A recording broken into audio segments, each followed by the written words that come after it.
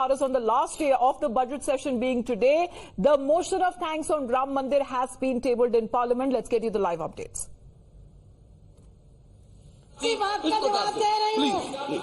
माननीय सभापति महोदय, वनों में भी है, गांवों में भी है। माननीय सभापति महोदय, आप वो भी आदिवासी हैं। जी जी। माननीय सभापति महोदय, वो बराबर है उनके। जी जी। मर्यादा पुरुषोत्तम भगवान राम, नो इन्होंने कहा सबके राम है। मैं याद दिलाना चाहती हूँ, इनको याद दिलाना चाहती हूँ, जब राम का वनवास हुआ उस समय सबसे पहले किसने साथ दिया? भाई ट्राइबल रांची में नहीं रहते क्या? रांची में रहते कि नहीं रहते? तो उनको क्या कहेंगे आप? तो सुनिए, तो सब जगह हैं वो, और वनों के अंदर और भी लोग रहते हैं। ये क्षेत्र का शब्द है, ये वर्ग सूचक शब्द नहीं है। प्लीज। माननीय अध्यक्ष महोदय, मैं इनकी तरह पढ़ी लिखी नहीं हूँ। माननीय अध्यक्ष महोदय, आजादी के बाद से राम के सखा को सम्मान मिलना चाहिए था कि नहीं मिलना चाहिए था? संत की कोई जाति नहीं होती अध्यक्ष महोदय, लेकिन ये शरीर भी किसी परिवार में पैदा हुआ है और मुझे गर्व है उस निषाद समाज में पैदा हुई हूँ जिसको मर्यादा पुरुषोत्तम भगवान राम ने कहा था, तुम मम सखा भरत सम भ्राता सदा रहो पुर आवत जाता। मैं उस कुल में पैदा हुई हूँ। क्या इनको श्रृंगे में पुर नहीं दिखाई पड़ा? राम के सखा का स्थान नहीं दिखाई पड़ा? क्या इनको सबरी का स्थान नहीं दिखाई पड़ा? क्या इनको गिरिराज का स्थान नहीं दिखाई पड़ा? क्या इनको हनुमान का स्थान नहीं दिखाई पड़ा? मैं अभिनंदन करना चाहती हूँ इस भरी सभा में, पहले प्रधानमंत्री है, देश के सच्चे प्रधानमंत्री जिनका 56 इंच का सीना है, निषाद के नाम से टिकट जारी किया।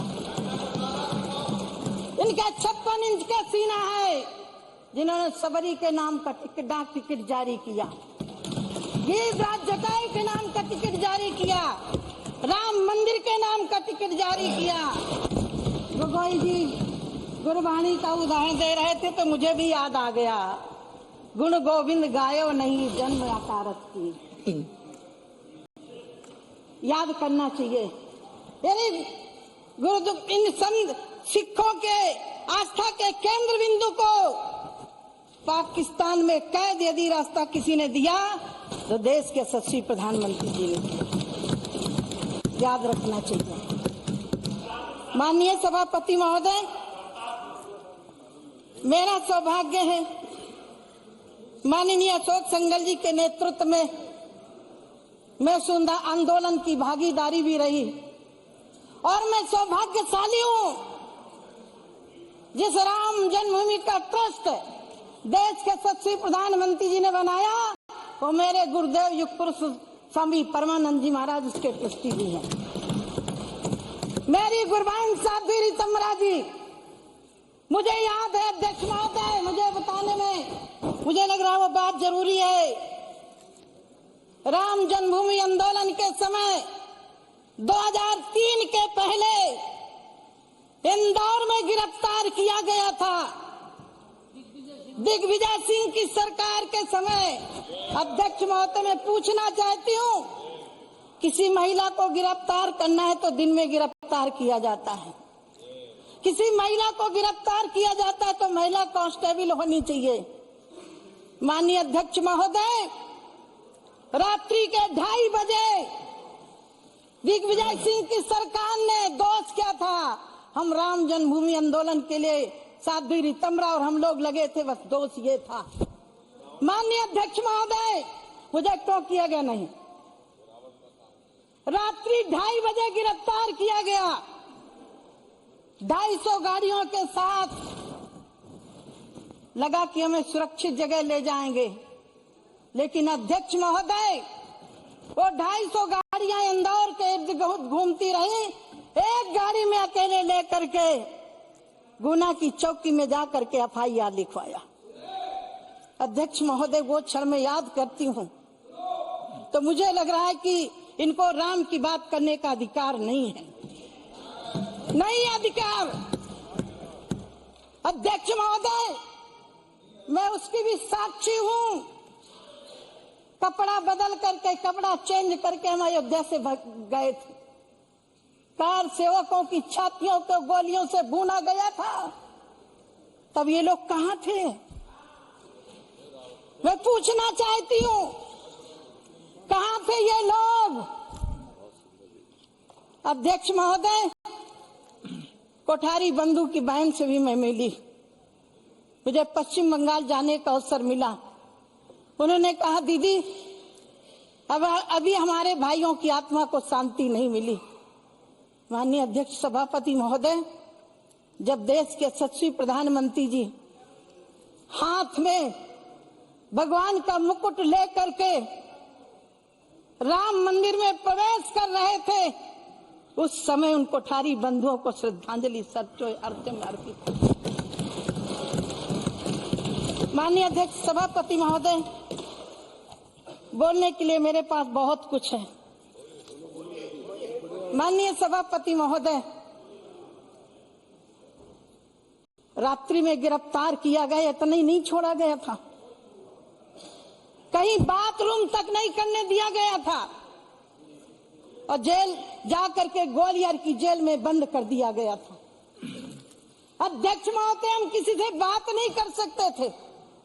और शायद माननीय राजनाथ सिंह जी को याद होगा एक घटना, वो घटना मेरे दिल में कौंध गई जब बुंदेलखंड के विधायक बादशाह सिंह जी को मुलायम सिंह की सरकार के समय उठा करके काउंटर करने के लिए ले जाया गया था। माननीय जी वहां गए थे, मुझे वो बात याद गई कि कहीं हमारा काउंटर ना हो जाए। क्या ये है इनकी चर्चा करने का विषय? क्या ये रामराज की बात कर सकते हैं? अध्यक्ष महोदय, मैं हाथ जोड़ के प्रार्थना करती हूँ आपसे। मैं पहली बार सदन में आई थी, मेरी बुंदेलखंडी भाषा से एक शब्द निकल गया था, पार्लियामेंट को 8 दिन नहीं चलने दिया था। ये नारी का सम्मान है।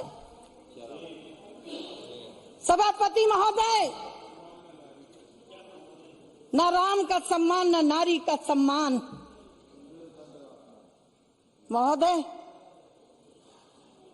मुझे उस दिन बहुत पीड़ा हुई थी। आज मैं प्रधानमंत्री जी का आभार व्यक्त करना चाहती हूँ।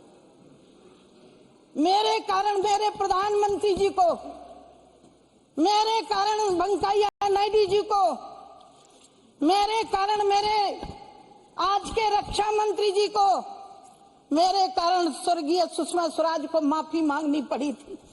एक महिला के द्वारा एक शब्द निकला, उसको पार्लियामेंट को घेरा गया। अध्यक्ष महोदय, इसके लिए कौन जवाबदेही होगा जब मौत का सौदागर कहा गया प्रधानमंत्री जी को? इसका जिम्मेदार कौन होगा? अध्यक्ष महोदय, जब मेरे प्रधानमंत्री जी को जहर की पुड़िया कहा गया और ये कह दिया गया कि बाहर बोला गया शब्द है। माननीय अध्यक्ष महोदय, इनसे उम्मीद नहीं है। आप गौरव हो गए जी, सुन लीजिए, मैं सुनती रही हूँ।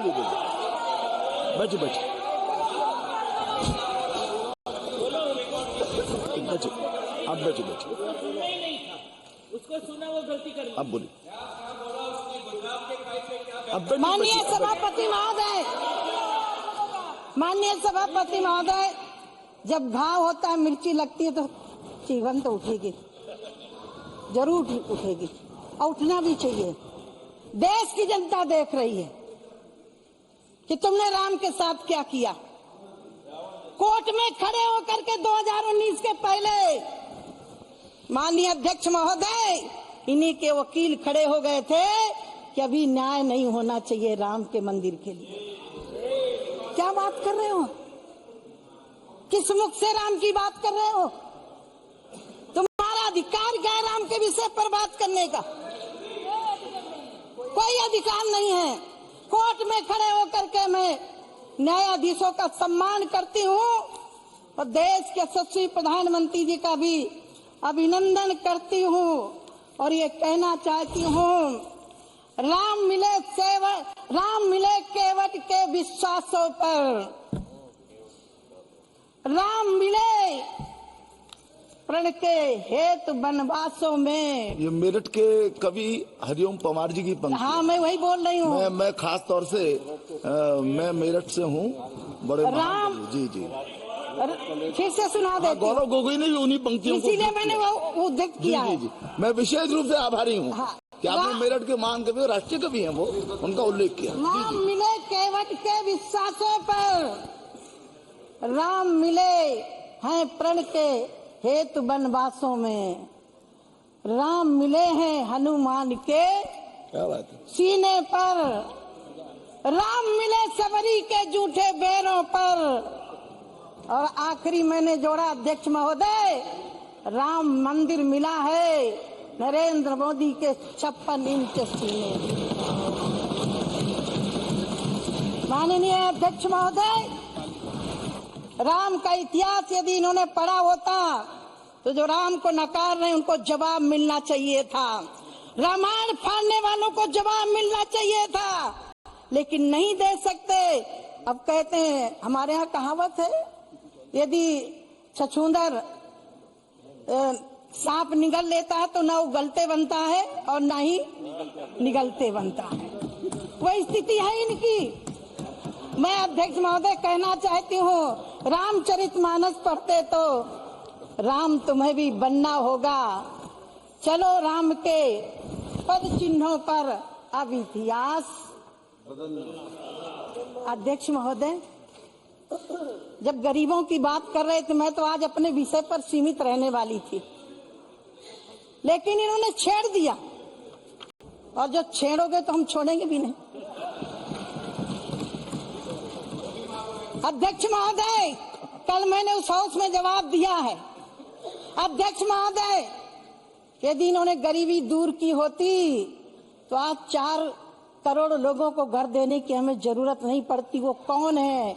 वही है सबरी के लोग, वही है निषाद के लोग, वही है जटाई के लोग, वही है रीछों के लोग, जिनको समाज में मर्यादा पुरुषोत्तम भगवान के पद चिन्हों पर चलने वाले युग पुरुष नरेंद्र मोदी जी ने दिया। माननीय अध्यक्ष महोदय, ये कह रहे हैं गरीबी दूर हो गई। मुझे बड़ा आश्चर्य होता है, गरीबी दी किसने? अध्यक्ष महोदय, आज मैं थोड़ा अपने बचपन की बात जरूर बताना चाहूंगी। जब इन्होंने कहा मैं तो राम जन्मभूमि तक सीमित थी, मुझे आगे नहीं बढ़ना था। सन 82 में मैंने घर छोड़ दिया था। मेरे पिता दूसरों की ईंटें पात के अपने हम लोगों को पालन करते थे। सन्यासी हो गई थी 14 साल की आयु में। श्रीमती स्वर्गीय इंदिरा गांधी जी हमीरपुर जिले में सुमेरपुर ब्लॉक में गई थी। संत थे, सरल स्वभाव था। हमने सुना कि प्रधानमंत्री जी आई हैं। 14 साल की आयु क्या होती है? लेकिन पहली स्पीच थी कि हम गरीबों को घर देंगे, गरीबों को भूखे नहीं सोने देंगे। अध्यक्ष महोदय, मुझे बड़ा विश्वास हुआ। मुझे लगा कि मैं तो घर छोड़ के चली आई, अब मेरे पिता को पक्का मकान जरूर मिलेगा। अध्यक्ष महोदय, ये नारा 14 तक चला। और मेरा सौभाग्य अध्यक्ष महोदय, गरीब की बेटी को, गरीबों को घर देने का अधिकार यदि किसी को दिया है तो मुझे दिया है। मेरे सहन से हो रहा है।